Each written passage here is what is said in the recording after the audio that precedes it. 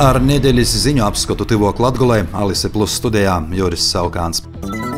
Ja Lieldīnu brēvdīnas šogad atņesa siltuma rekordus, tad darba nedēļa bija pavisam namīļīga laika apstākļu ziņā. Otrdienas vakarā līdz trešdienas reitam Daugavpilī nūkrišņu daudzums sasniedza pat 90% no visa mēneša normas. Nedēļa arī nebija porok bogotā ar dažādām sensācijām, bet daži notikumi ir pieminēšanas vērti.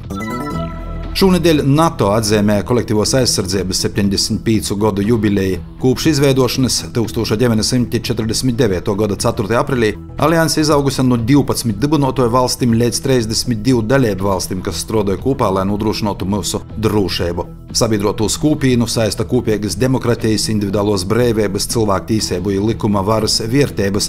Šonedēļ NATO svinēja savu gadadienu 4. aprīlī NATO galvenajā mītņā Briseļā, bet no 9. līdz 11. jūlijam Vašingtonā, DC gaidāms samits. Vācijā šonedēļ stojās spēkā daļēja marihuanas legalizācija privatai lietošanai, lai gan šo Olafa Šolca kreisi centriskos valdības lēmumu kritizēja opozīcija un mediķu organizācijas. Konservatīvī kristīgi demokrati sūļāja atceļ šo likumu, ja dajīs pie varas pēc parlamenta vēlēšanām nokušajā gadā. Sūmējas zīmeļniecisko mīru šonedēļ satricināja Helsinku pīpilsātes Vantes skolā notikušīs. Audzieknis atklāja uguņi no šaujamīrūča, īvainoja 3 skolas biedrus. Uzbrucēju policija aizturēja Helsinkos, gan šovējiem, gan īvainotiem ir viņi pa 12 gadiem.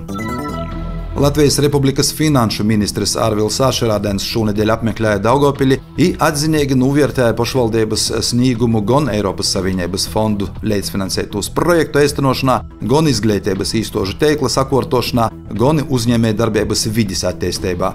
Vizites ietvaros notika arī diskusija ar Latgoles pašvaldību vadītājiem un viena no pilsētas starptautiskiem uzņēmumiem apmeklējums. Daugavpilis valsts pilsētas pašvaldība rūpējoties par valsts apmaksotu zūborstniecības pakalpojumu pieejamību, sevišķi maziem pacientiem, turpināja īstenot stipendiju programmu tūpūšiem zūborstim. 28. martā Dūme pieņēma lēmumu par ieguldījumu SIA Daugavpils zūborstniecības poliklinika pamatkapitālā, kas ļaus nodrošināt stipendiju izmaksu vēl vismaz līdz 2027. gadam. Ludzas novadā 22 pogosta porvalžu vītā turpmāk bijis 9 pogostu apviņēbu porvaldis. Lēmumu reorganizēt novada pagastu porvaldis Ludzas novada Dūme pieņēma ekonomiskos krīzes un iedzīvotāju skaita sazamazināšanas dēļ, lai mazinātu izpildvaras izdevumus.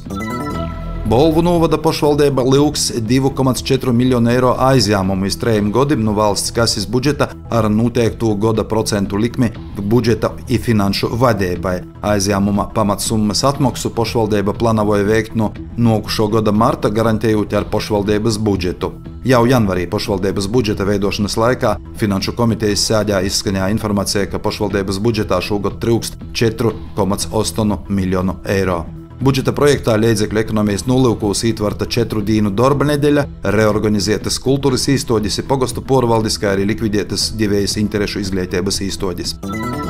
Pīkdiņa korupcijas novēršanas un apkarošanas birojas paziņoja, ka rūsinojas prokuratūrai apsūdzēt bijušo Rēzeknes mēru Aleksandru Bartaševiču par to, ka tas esot izpauts ierobežotas pieejamības informācijai ģimeņas lūcekļai un 10 gadu garumā kortējos valsts amatpersonas deklarācijos nav norādījis pilnīgu informāciju par izsniegto aizdevuma daļu 33 000 eiro apmērā. Ņūļa prokuratūrai kā procesa virzētojai joļemi par kriminālu procesa, kas uzsākts jau pagošo gada 20. decembrī, toloku virzēbu. Šonedēļ izziņoti vairāki latgalīšu valodai veltēti pasākumi, kas gaidāmi aprīlī. Atzīmējot latgalīšu valodas latiņu drukas aizlieguma atceļšanu, kā arī sagaidot Latgoles kongresa dīnu, Varakļānu novada muzejā 19. aprīlī notiks latgalīšu valodas fórums Esi i Dori. Školos pagaidām īplānotas novada mocības stundis attolinoti pa vecuma posmiem, bet 26. aprīlī Latvijas Nacionālajā bibliotekā ir tīšsaistē gaidama diskusija latgalīšu valoda medijos. Lūk tādi nedēļas jaunumi. Studijā bija Juris Saukāns, par raidījuma Tivok Latgolē satura atbiļcijā Alise Plus, projektu finansēja Mediju atbalsta fonds no Latvijas valsts budžeta līdzekļiem.